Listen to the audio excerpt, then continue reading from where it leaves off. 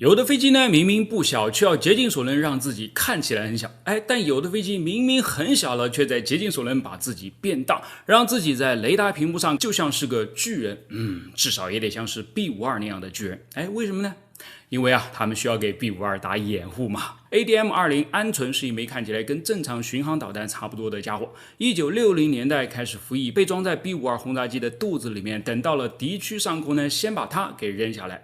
目的不在于轰炸，而在于欺骗。虽然它肉眼看起来很小，但是它却用了3个手段来让雷达把它看起来很大。第一，你看它板砖一样的机身和特意立起来的翼梢与尾巴，都是在有意的增强雷达的反射面积。第二，光这样还不够，别人带着的电子吊舱呢，那是为了干扰雷达，而他带着的电子吊舱就是为了专门跟雷达打招呼的。此外，还要再加上额外的拨条和热源，生怕对方就错过了他爱的呼唤。第三，光把自己放大了，这还是不够。为了显得更加真实呢，它可以通过地面编程，在46到55分钟的飞行过程中呢，至少改变1次速度和2次方向，看起来就真的像是一次真正的 B-52作战。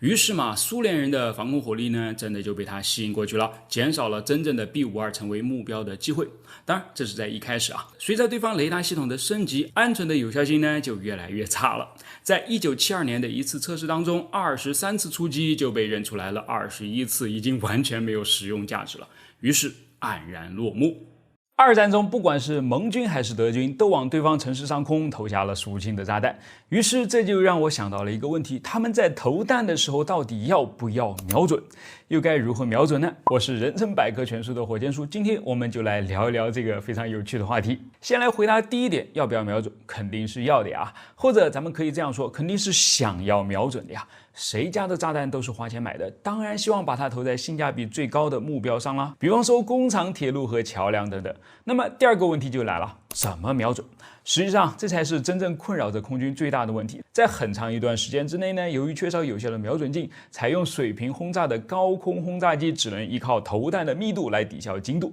冒着极大的风险却收效甚微，这可急坏了各家的空军，于是纷纷提着钱袋子满世界的寻找能够设计出靠谱的轰炸机瞄准器的高人。很多的高人也都站出来尝试了，但就是解决不了。直到卡尔诺顿的出现，这个精于制作精细机械的瑞士人，恰恰也是个极其有爱的人。他想这瞄不准目标的炸弹，随便的就这么往下扔，得要伤及多少的无辜性命哪怕是没有伤到性命，伤到花花草草也不好所以我来。于是一个重约20公斤、设计极其精良的诺顿 Mk15型投弹瞄准器横空出世了。它有多厉害呢？2个证明一个是诺顿自己说的，用了这台瞄准器可以准确的把炸弹从5000米的空中丢到泡菜桶里面去，这个好像有点水分但另外一个就是实打实的美军为了研发诺顿的这台瞄准器呢，居然愿意掏出15亿美元。要知道整个曼哈顿计划的投入也不过才30亿美元，一颗原子弹顶2台瞄准器，你就能感受到这是怎样的一台瞄准器了吧？那我们必须要好好讲讲它。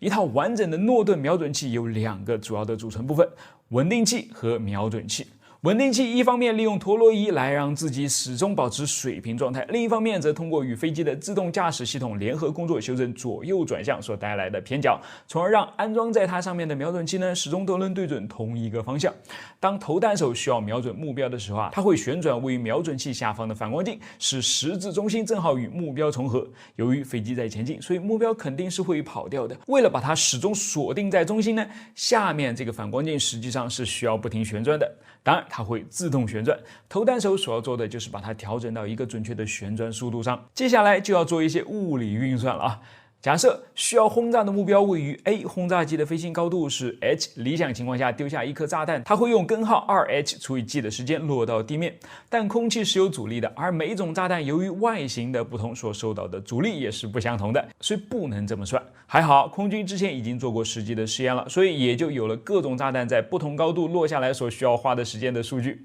用这个时间乘以轰炸机的地面速度，就可以得到从投弹时到炸弹接触地面爆炸时，轰炸机飞过距离的地面投影了。这个叫做整体范围。这个整体范围跟炸弹飞过的实际范围有什么关系呢？按理说理想情况下它们应该是相等的，但还是由于空气阻力，炸弹飞行的实际范围是要小于整体范围的。也就是说，当炸弹爆炸的时候呢，轰炸机其实已经离舰飞出去一段距离了。这个距离跟轰炸机的空数有关，也是个常数，叫做足迹范围。投弹手只需要在表格里面找到相应的数据就可以了。所以整体范围减去足迹范围之后，才是炸弹飞行的实际范围。现在只需要用一个简单的三角函数就能够计算出投弹时瞄准镜下方那面反光镜的正确夹角是多少了。诺顿瞄准器接下来要做的事情就是控制飞机朝目标直线飞过去，然后当反光镜夹角正好等于计算结果时，触发投弹机构自动完成投弹。不管你有没有听懂但至少呢听起来也好像值15亿的样子，对不对？那它的实战效果能与之匹配吗？完全不能。首先，它故障频繁，而且由于它里面装的满满的都是精密部件，一旦出现故障，想要快速修复绝无可能。其次诺顿承诺的泡菜桶精度是在理论条件下计算出来的。他假设飞机是在低空低速投弹，但战场上怎么个低空低速呢？比如装着诺顿瞄准器的 B-17全都执行的是高空轰炸，所以准确率相当的感人。另外，投弹手在这样的高度下还必须要目视目标，你把云放哪儿去了？盟军之前没有意识到这个问题，是由于他们训练和使用诺顿瞄准器时都是在美国中部干燥无风的沙漠里面进行的，而欧洲的上空根本就没有这种条件。这里有一个很著名的例子1944年，盟军轰炸位于洛伊纳的化工厂，工厂占地757公顷，目标够大吧？在22轮轰炸任务中，飞机都配备了诺顿瞄准器，并且投下了85000枚炸弹，你猜命中的有多少？10%，而且这10%的炸弹里面又有16%是哑弹。于是，在遭受多次猛烈攻击之后，这所工厂在几个星期内又开工了，非常的讽刺。但其实更讽刺的是诺顿设计出瞄准器的初衷是为了能够精确打击，以减少无辜伤亡。但1945年8月6日，一名叫做伊洛纳·盖的 B-29轰炸机投弹手正式使用了诺顿瞄准器瞄准广岛，投下人类第一枚原子弹的这件事，并没有人告诉卡尔·诺顿。我是火箭叔，关注我，把有趣的科学故事讲给你听。1943年8月4号，一架晃晃悠悠的美制轰炸机突然出现在一条苏联跑道的尽头，一看就知道它肯定是在执行任务时受了伤，正在迫降，所以地面上呢就马上做好了准备。虽然在滑行的时候起了火，但总算还是成功停下来扑灭了。不过在领航员、无线电操作手和尾炮手相继走出来之后，飞行员却并没有出现。原来他早就已经消失了，驾驶舱里面也是早就空空如也了。所以到底是谁驾驶着这架飞机降落的呢？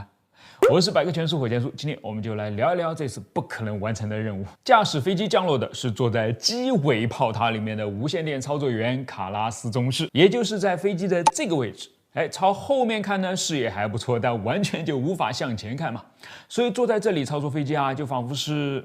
坐在汽车的后备箱里面开车一样。这还要怎么开当然，靠你一个人肯定是开不了的，除非驾驶室里面还有另外一个人充当你的眼睛能够不断的把前方的路况和汽车现在的行驶状态告诉你才行应该说才有这个可能所以在这架飞机上充当卡拉斯中士眼睛的就是位于机鼻部位领航舱里面的帕尔苏廷少尉了。由于他趴在前面，视野非常的好，所以能够为后面的临时驾驶员提供相当准确的信息。就这样，在一前一后2个机组成员的通力配合之下，眼睛和手脚分开了的飞机，居然就这样奇迹般的成功降落了。要说这架飞机本身就够奇葩的，它是由美国道格拉斯公司生产的中型攻击轰炸机 A-20， 总共造出了7500架左右，其中1/3呢都给了苏联，比留在美国空军自己手里面的还要多，于是便成为了苏联在2战当中最为重要的空中力量之一。苏联一开始也是迫不得已在战争初期呢，德国通过巴巴罗萨行动几乎全盘端下了苏联的整个空军。到了1941年底，苏联损失的飞机数量居然高达了惊人的9173架之多，于是他就不得不向他在西方的盟友寻求帮助，希望通过租借计划来获得飞机的补给。原本他们看中的其实是美国更加先进的 B-17和 B-24。可美国不干说你看，这 A-20也好得很人家英国皇家空军用的可是相当顺手你们也一定会爱上它的。的确等数千架 A-20到了苏联手上之后呢，还真获得了一致的好评。它的速度快、机动性高、结构坚固、无线电和飞行仪表相当好用，甚至还带驾驶舱加热功能呢。不管是空勤还是地勤，都给它打了高分。尤其是它还有一项特别贴心的保命功能呢，就是位于尾炮手座位下方的这套辅助飞行控制装置了。它包含一根操纵杆、2个方向舵踏板和一个油门弧座。